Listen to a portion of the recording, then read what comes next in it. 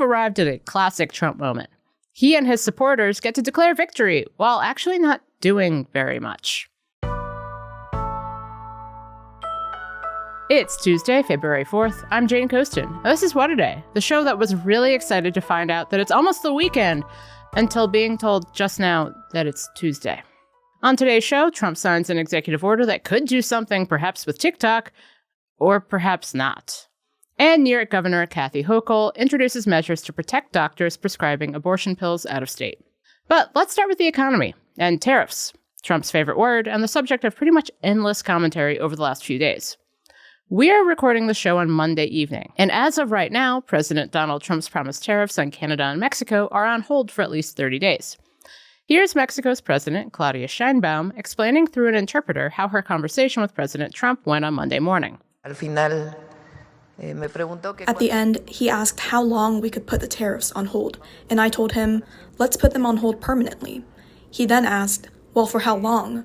I responded, let's pause them for a month, and I'm confident that in a month, we will deliver results for both his people and Mexico.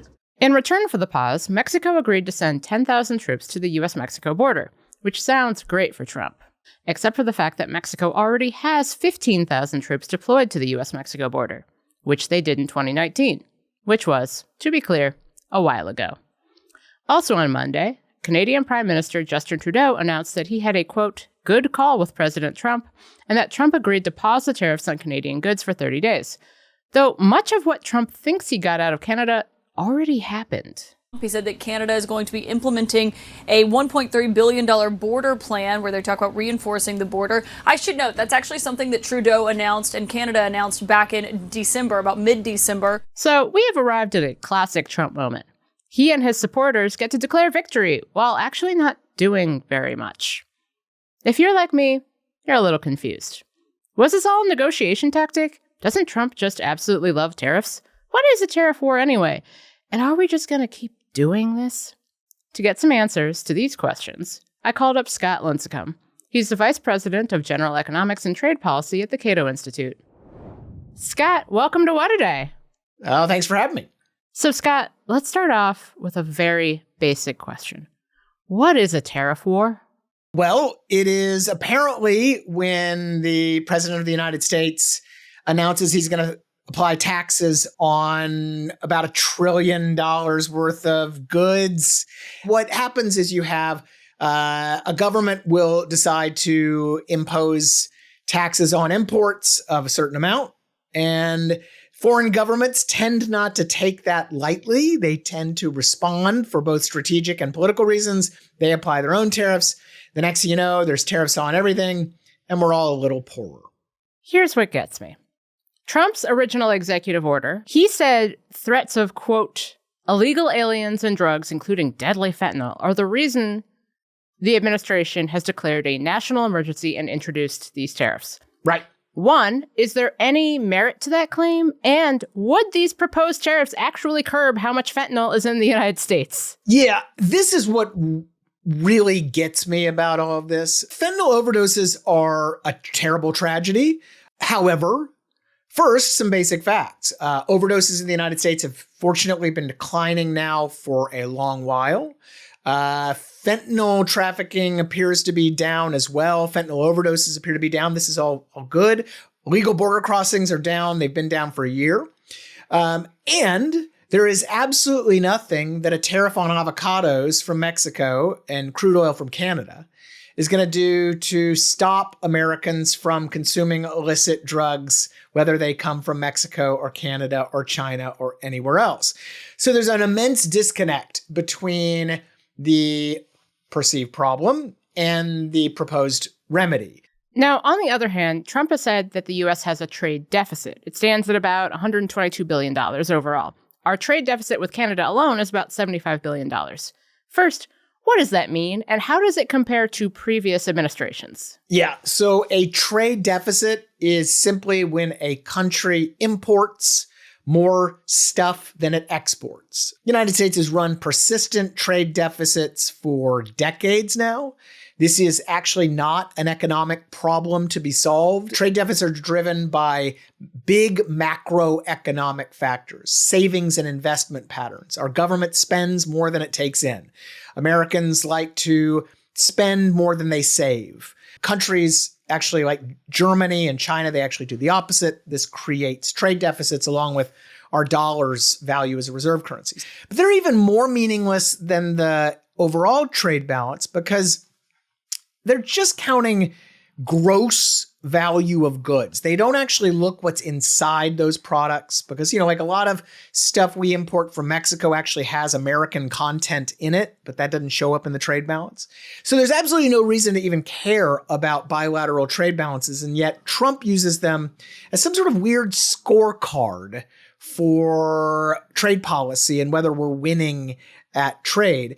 So tariffs are obviously one way to address trade deficits, but what are other solutions and how have previous administrations handled it? I mean, the way you're sounding, it sounds like previous administrations have just been like, it's a thing, we're fine. Well, so Reagan, going back a long way, actually did something that can affect trade balances. He negotiated the Plaza Accords, which was a currency agreement. And that did have a material effect on the trade balance for a while. But since then, presidents have talked about trade balances occasionally, but they've mostly ignored them. As a trade policy matter, there's just not much you can do to affect the trade balance. Sometimes you'll hear folks talk about fiscal policy. We should actually raise taxes or cut spending, and that can affect our trade balance in turn. But there hasn't really been a obsessive focus on the trade balance in other administrations like there has been under the Trump administrations. Now, I was alive in October of 2024, and I believe you were as well. I was. And you might recall that one of Trump's big promises from his campaign was that his administration was going to curb inflation and bring down prices. But then he won the election. Right. And he said himself that, one, bringing down prices is very hard to do, which is true. And he said that Americans could feel some, quote, pain from the very tariffs he wants to impose, but it'll be good for us for reasons. What do people need to know about how tariffs will impact them if they go into effect? Because something I keep thinking about is like, even the most American of American products probably uses goods that come from Canada, Mexico, China. I think the first thing we need to do is talk about what inflation is. So inflation is a general increase in the overall level of prices in an economy, typically driven by monetary policy, maybe some fiscal policy and other stuff. Tariffs tend not to drive inflation. What they tend to do is increase relative prices. So the price of a tariffed widget will go up, or a car will go up, but not the prices of everything.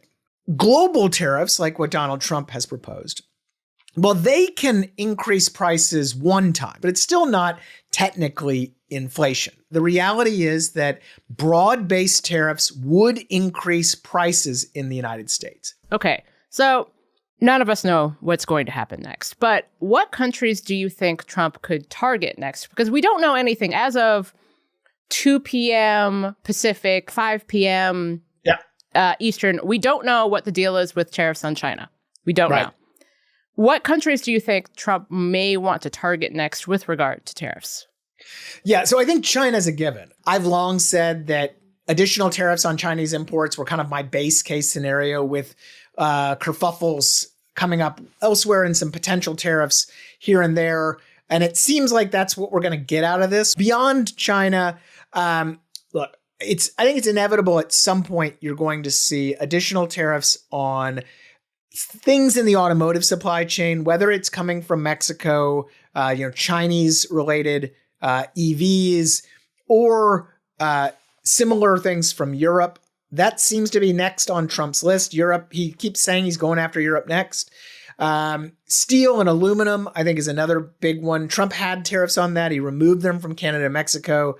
Now the steel industry is big mad that potentially Chinese metals are getting in from Mexico, which is they're just protectionists. They just want to be able to charge higher prices. So I'd expect to see some stuff there.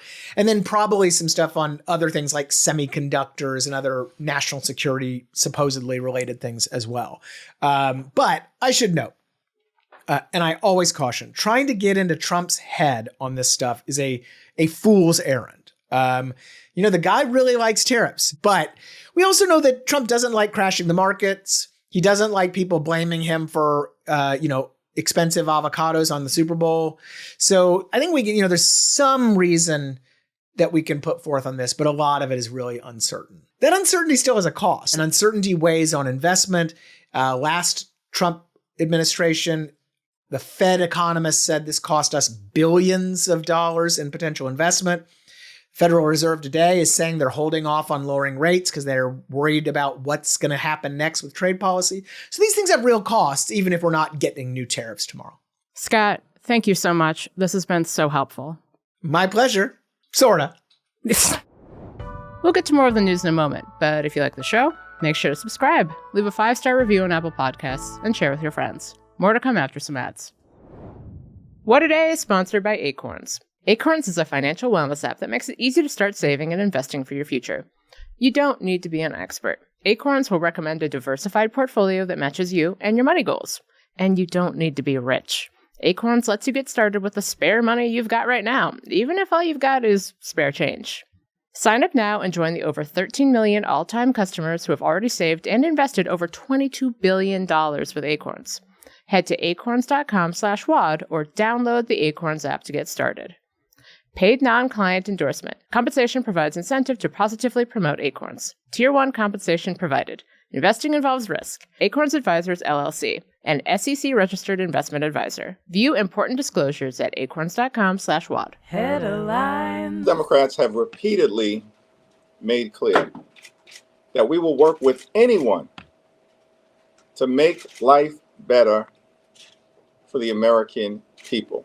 House Minority Leader Hakeem Jeffries sent a letter to his colleagues Monday laying out a 10-part plan in Democrats' continued effort to, quote, push back against the far-right extremism. In the letter, Jeffries called the recent White House Office of Management and Budget order that froze federal funding, quote, illegal, and said it, quote, must be choked off in the upcoming government funding bill, if not sooner. The government funding deadline is March 14th.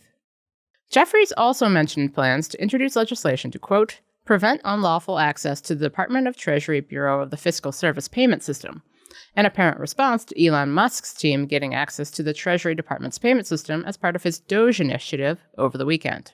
In a press conference Monday, Jeffries said Democrats are ready to work with anyone to get things done for the American people, which include driving down the high cost of living, securing the border, and keeping communities safe. We are ready to work with our Republican colleagues, but they have to stop doing the bidding of their billionaire buddies. Jeffries' plan also includes the continued effort to combat several executive actions like ending birthright citizenship, the firing of inspectors general, and terminations of federal civil service employees. Every dollar we spend and every program we fund, that will be aligned with the national interest of the United States. And USAID has a history of sort of ignoring that and deciding that they're somehow a global charity separate from the national interest. Secretary of State Marco Rubio told reporters Monday that he's the acting director of USAID, the U.S. Agency for International Development. There's a ton going on here, and this story continues to develop. Did I mention Rubio was in Central America when he announced his appointment? Rubio sent a letter to lawmakers Monday, writing, quote, USAID may move, reorganize, and integrate certain missions, bureaus, and offices into the Department of State, and the remainder of the agency may be abolished consistent with applicable law. Thousands of USAID staffers have been laid off since Trump took office, and on Monday, some employees and lawmakers were blocked from entering the headquarters.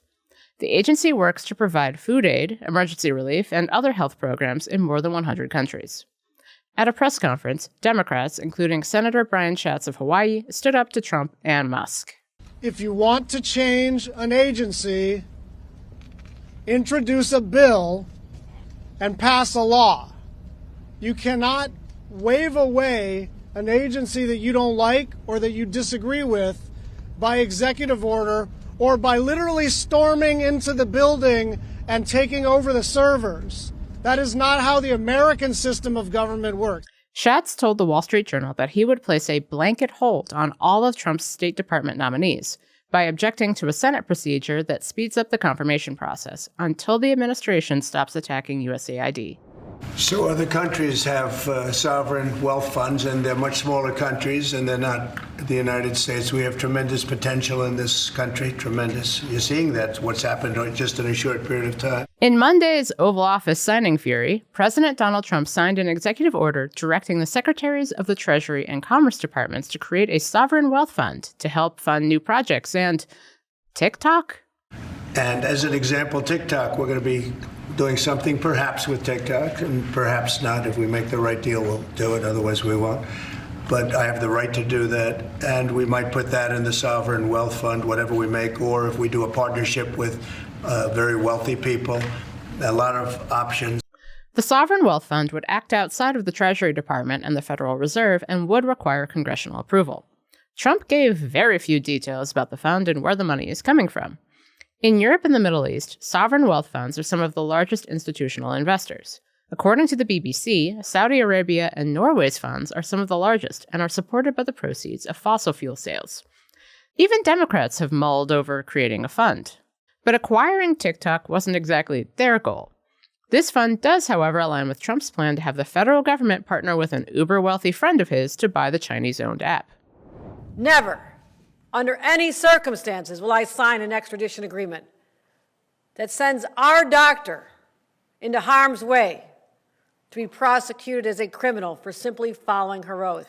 Last week, a Louisiana grand jury issued an arrest warrant for a New York-based doctor after she was charged with a criminal felony for allegedly prescribing abortion pills online to a pregnant minor in Louisiana. But New York is not exactly known to just give in. On Monday, New York Governor Kathy Hochul announced that she is not only refusing to sign an extradition order for the provider, she signed a law shielding the identities of prescribing doctors on abortion prescription labels. Going forward, when a doctor, a provider, prescribes an FDA-approved medications like mifepristone and misoprostol to terminate a pregnancy, they're going to simply have the name of the healthcare practice on the label, rather than the name of the provider. Governor Hochul mentioned upcoming legislation that mandates pharmacies comply with providers' requests to leave their information off prescription labels. Other states, they want to target, harass, scare, intimidate doctors and patients.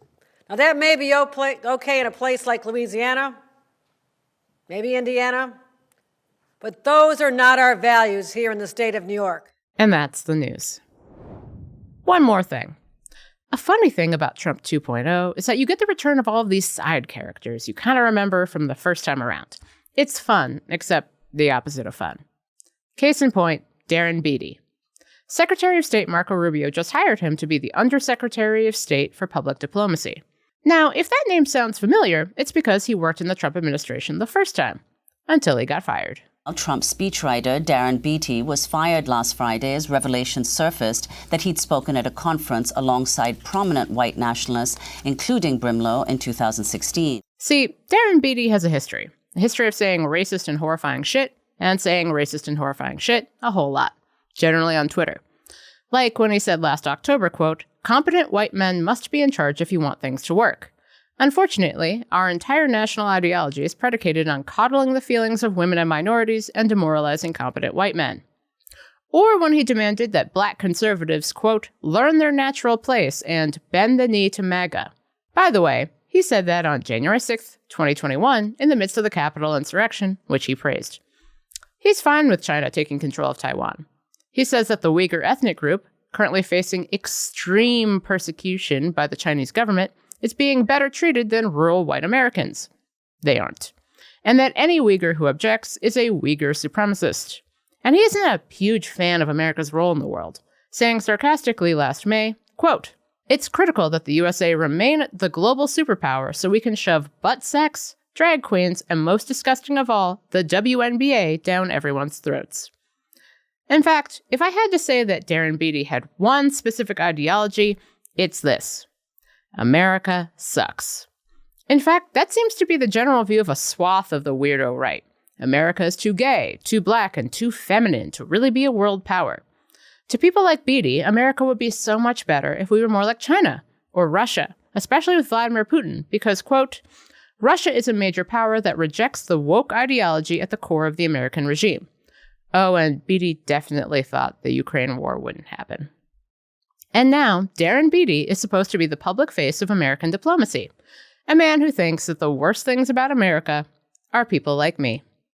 Great. That's all for today. If you like the show, make sure you subscribe, leave a review, remember that you have a voice and can make a difference, and tell your friends to listen. And if you're into reading, and not just about how public opinion is a major driver of what Trump does and doesn't do, despite how much he and his allies lie about that fact, like me, What A Day is also a nightly newsletter. Check it out and subscribe at crooked.com/subscribe. I'm Jane Coaston, and never, ever shut up.